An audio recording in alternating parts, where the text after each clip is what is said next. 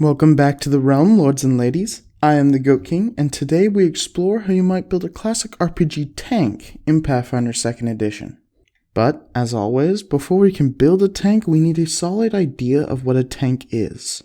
Put simply, a tank acts as a meat wall, protecting their team by absorbing enemy attacks. In order to do this, a tank needs to be able to draw the aggression of enemies, be hard to land a hit on, and survive the hits that do land. Thankfully, we can satisfy these requirements using only the options from the core rulebook and advanced player's guide. All of this can also be found on the Archives of Nethys Pathfinder rules document linked in the description below. Starting with Ancestry and stats, the only ancestries I would suggest avoiding are the ones that take a flaw in Strength or Constitution. Speaking of Strength and Constitution, Strength is your most important stat as a tank, allowing you to harass your enemies and draw their aggression. Constitution takes second place, enabling you to both take and recover from hits. Charisma, surprisingly, takes honorable mention, helping to debuff and antagonize enemies. As we move to the classes, we are keeping our eyes out for a few things. Ideally, the class we choose will provide 10 plus con hit points per level or more. From now on, we're just going to say 10 plus con. However, 8 plus con is no deal breaker. Next, armor. We're looking to get heavy armor from our class. Heavy armor will boost our armor class without relying on dexterity. And finally, we are attempting to improve our unarmed attack so we can keep a free hand available for grapple, shove, trip, and disarm. Barbarians can be a tempting choice for a tank given their respectable 12 plus con HP.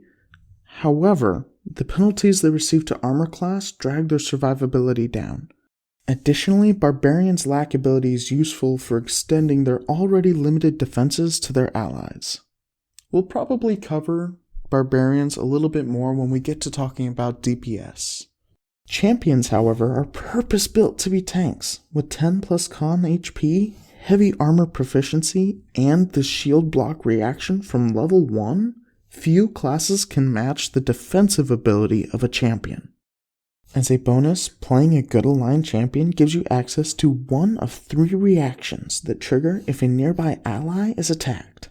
This serves as your primary protective ability and motivation for enemies to prefer targeting you rather than your allies. Fighters follow close behind the champion. Equal hit points and skill with armor and shields leaves fighters only lacking the direct protective abilities. Thankfully, the fighter does have several options that, used creatively, can draw the aggression of your enemies and protect your allies.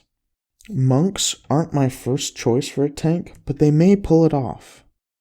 Monks have our standard 10 plus con HP, and while they can't wear armor, Mountain Stance will stand in for a decent medium armor. Because of this, monks won't be the most sturdy tank. But keep in mind, monks begin with a buff to their unarmed attacks, making it almost expected for them to have a free hand in combat.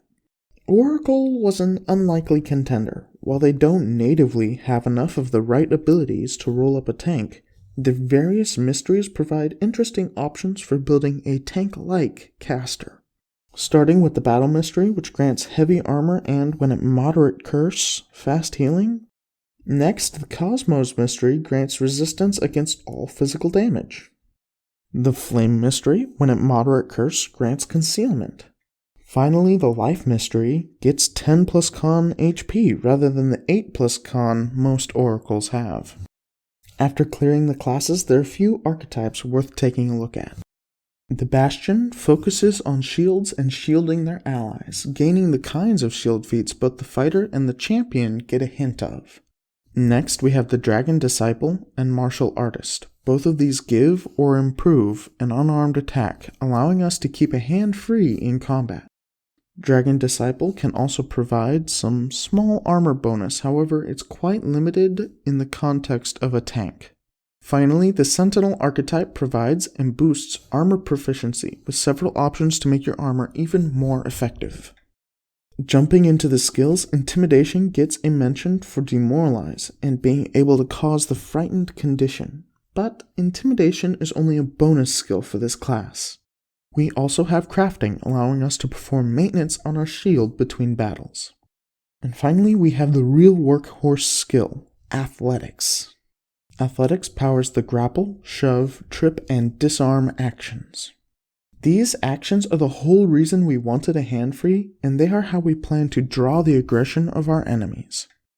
Each of these actions makes the enemy's life a little more difficult and penalizes their action economy. Keep in mind, all of these athletics actions have the attack trait, and as such both contribute to and are affected by the multiple attack penalty.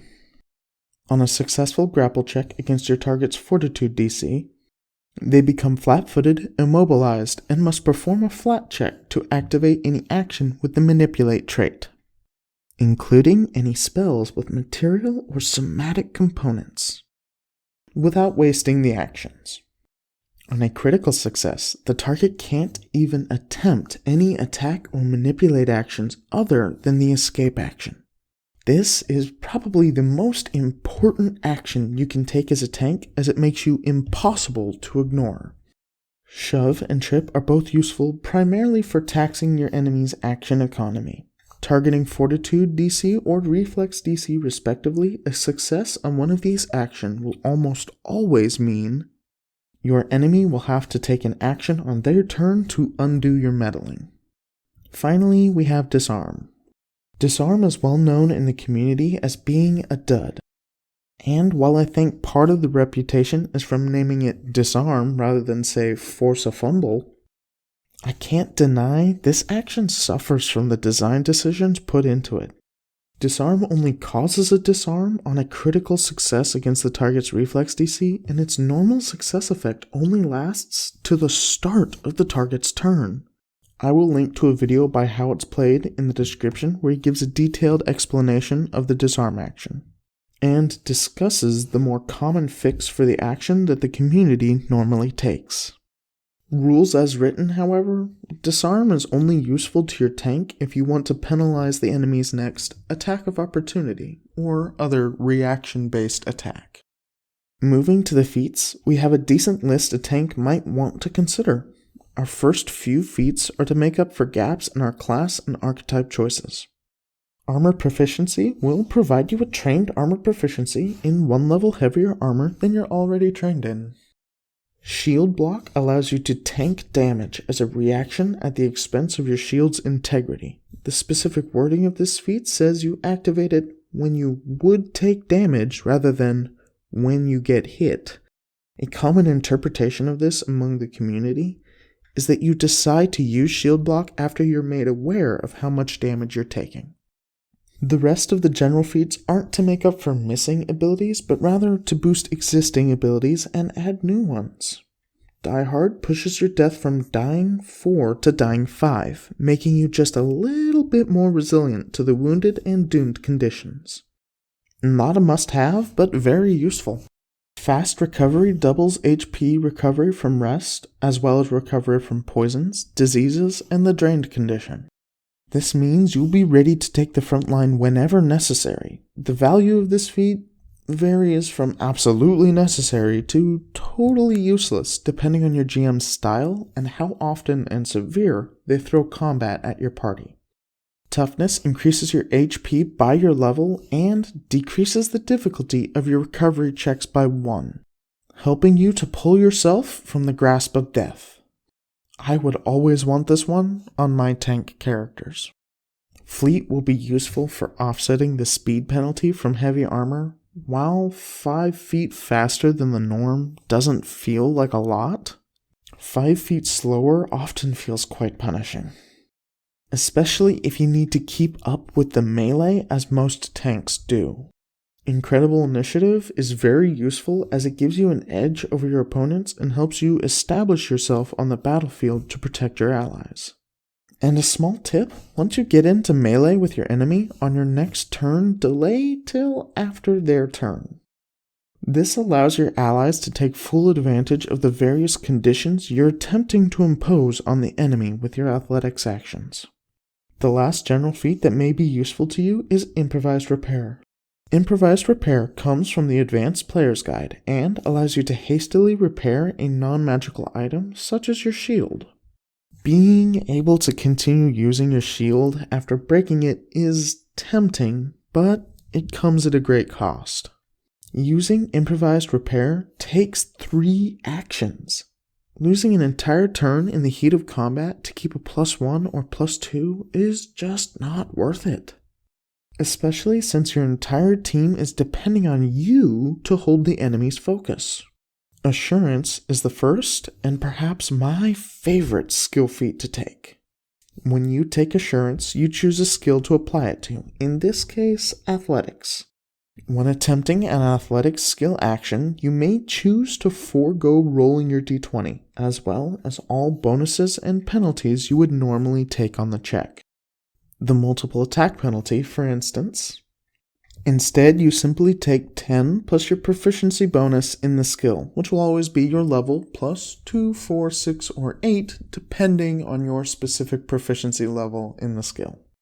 This combination opens up your third action to grapple, shove, trip, or disarm any enemy whose fortitude or reflex aren't too high. Titan Wrestler is our next golden skill feat for our tank. Titan Wrestler opens up the size limitations our 4 athletics actions have.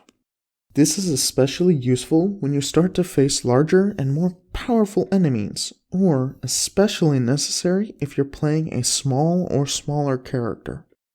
Intimidation can be upgraded with several feats, but most important is Intimidating Glare. Intimidating Glare frees you of the language constraints normally applied to the Demoralize action. A pretty good thing considering your intelligence for a tank most of the time won't be too high. Moving past feats into our final segment, it's time to cover equipment choices. While you won't be fully equipped yet at level 1, a good sturdy shield and medium armor will get you started.